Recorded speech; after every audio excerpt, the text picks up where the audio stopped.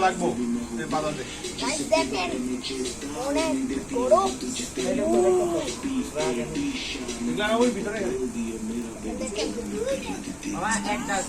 এখন তো প্লেট ছাড়া তো হবে না না ওই ওয়ান টাইম বক্স ওইগুলো প্লেট লাগবে one time plate না plate